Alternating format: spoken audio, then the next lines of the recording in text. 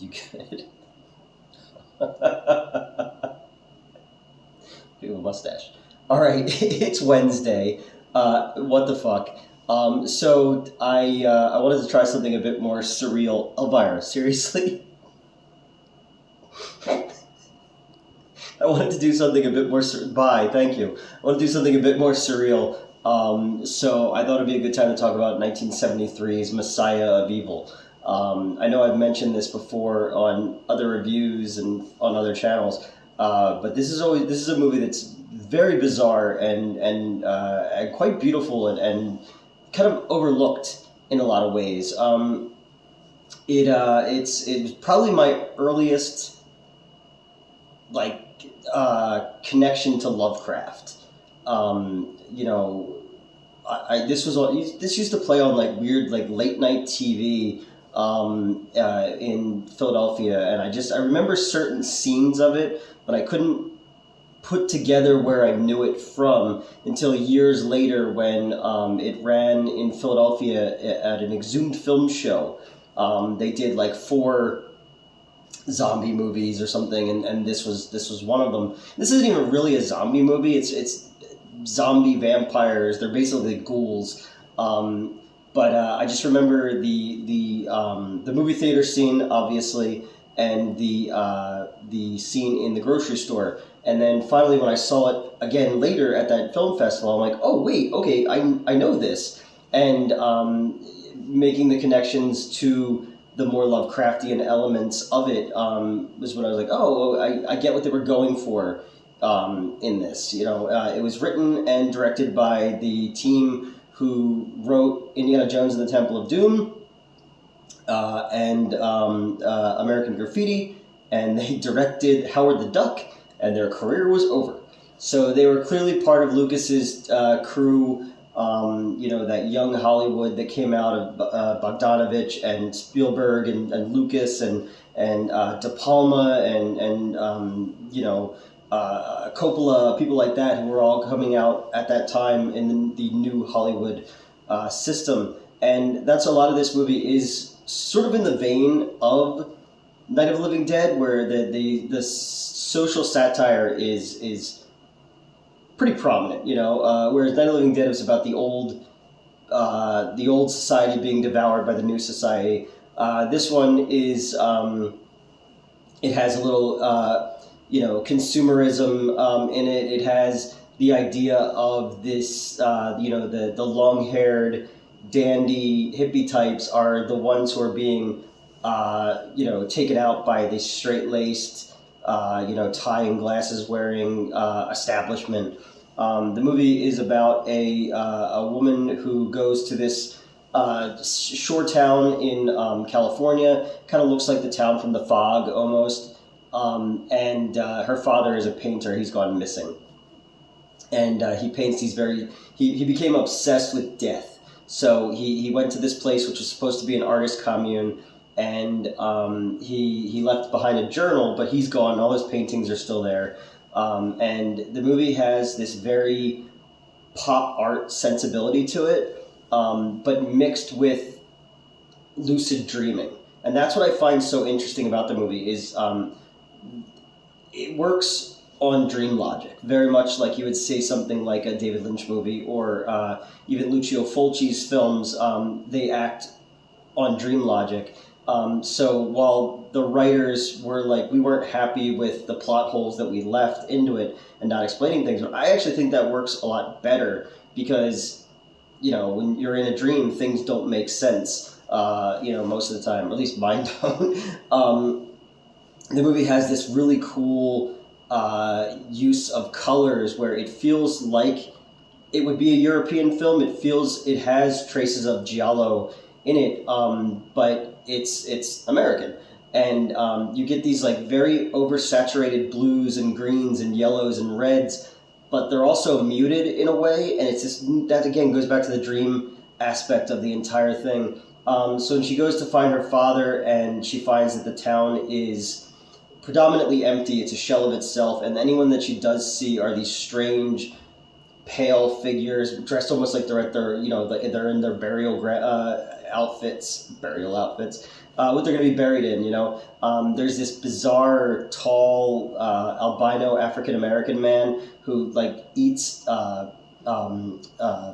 beach rats. It's really gross and weird. But you have all these things going on, and you have the weird, oversaturated yet underdeveloped film stock from the 1970s in this town, and then it takes on elements of like the Eurofilm Lamora, if any of you have ever seen that one before, or even Bob Clark's Death Dream, The Night Andy Came Home, I think it was also one of the titles. This one, Messiah of Evil, is also called Dead People, and I think it was also called Return of the Living Dead at one point.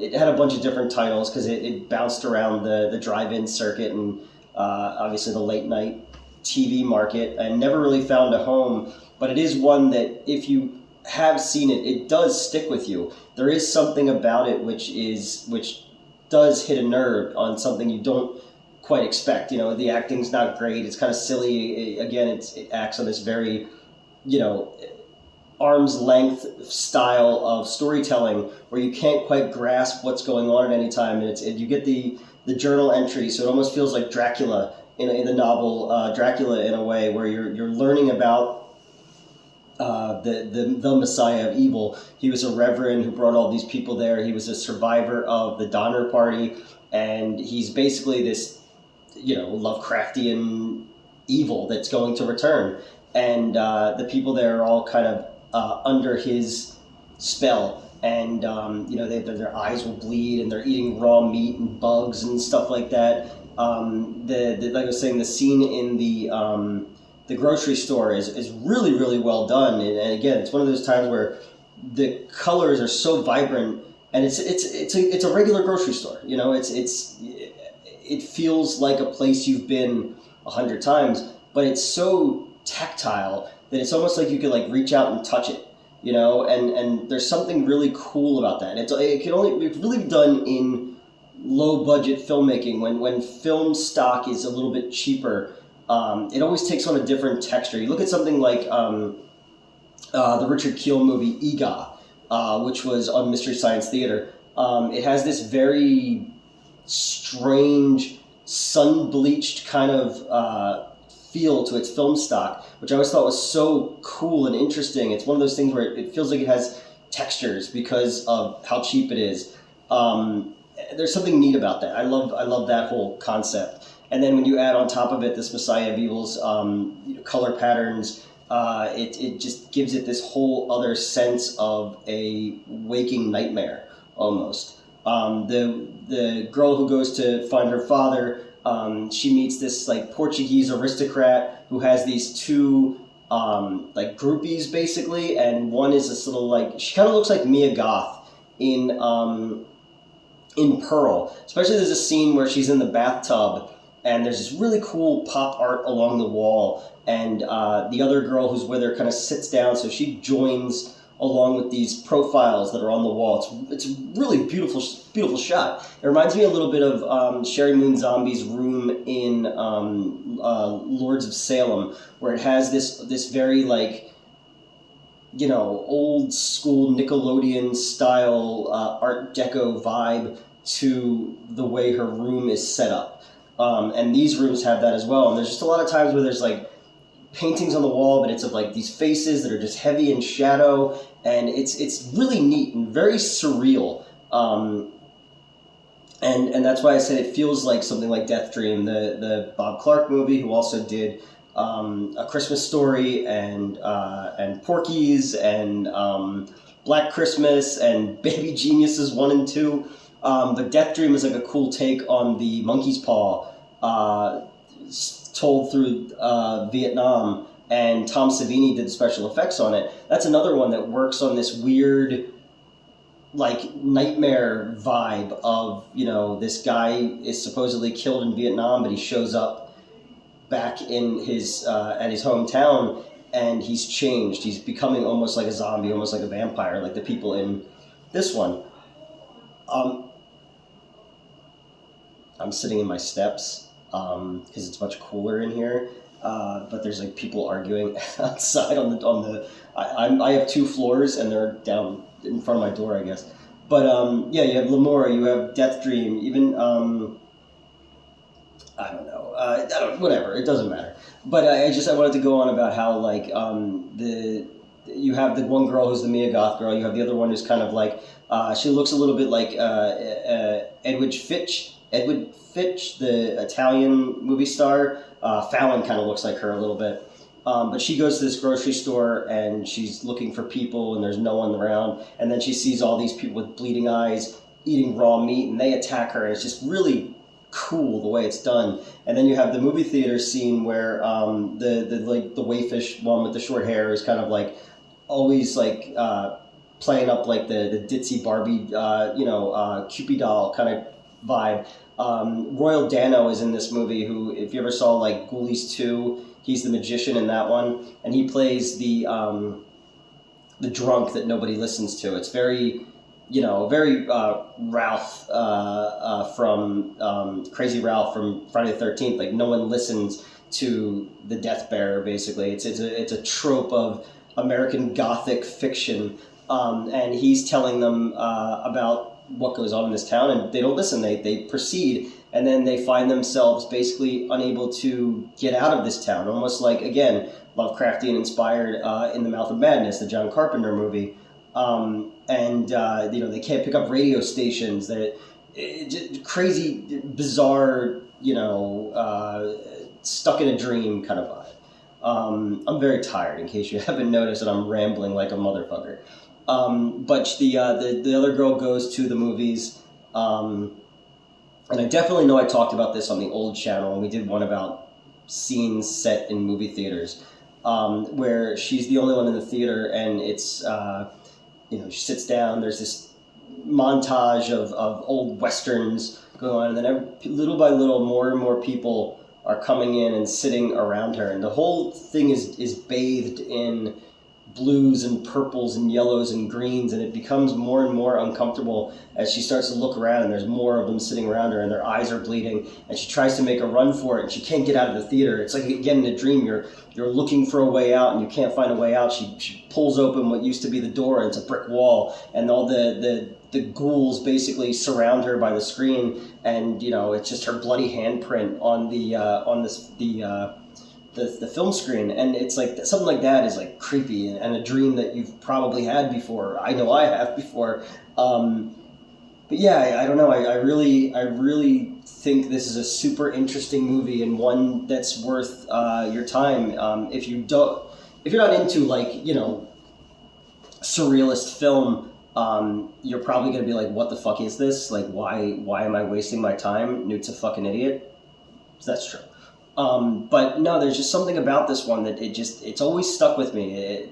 Although the version that I was watching recently, they removed the kind of weird, folky song from the opening credits. There's a guy who's running, and this song is playing. It's like Hold On to Love or something, I think was the name of the song.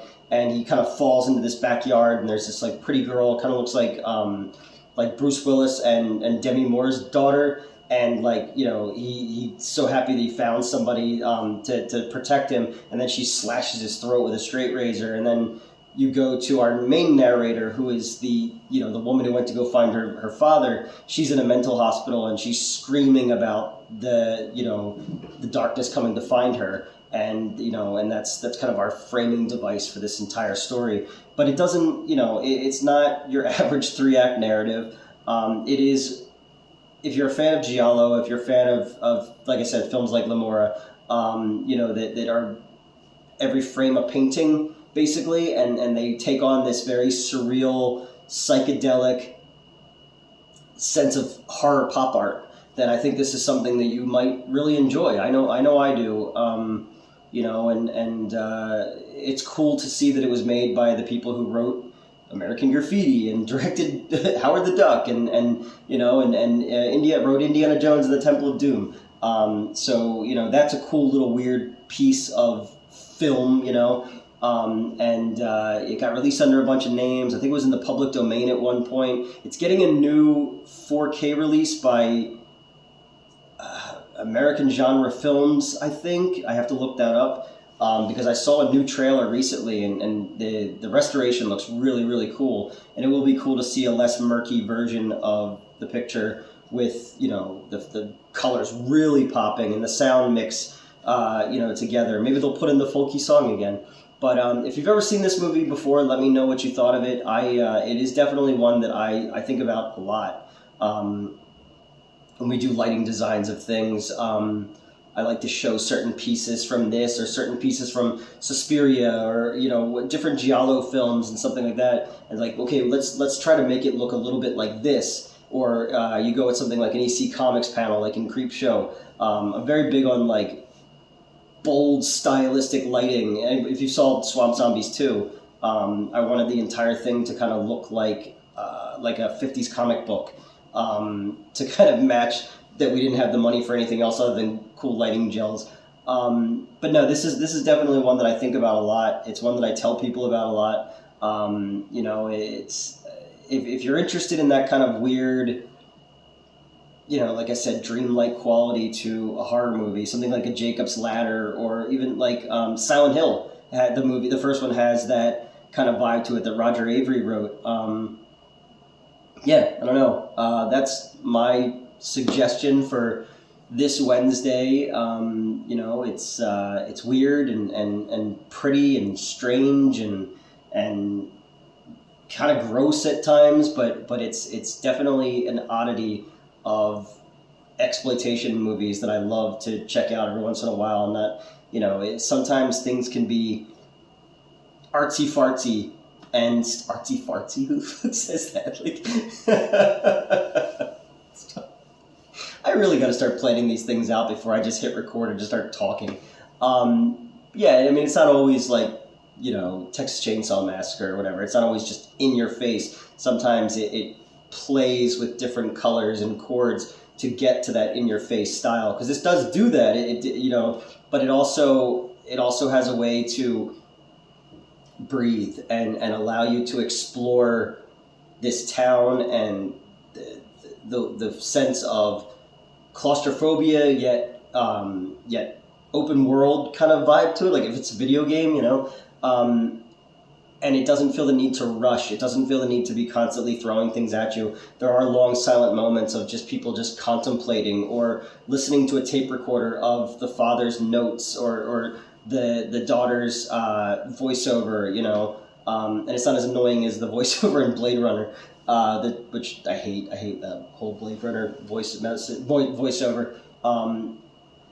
Yeah, I don't know. I don't know if there's anything else. Elvira, do you want to come back down here and ruin the shot again?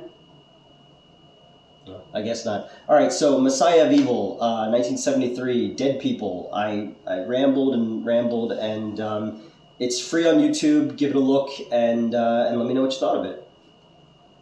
Good night.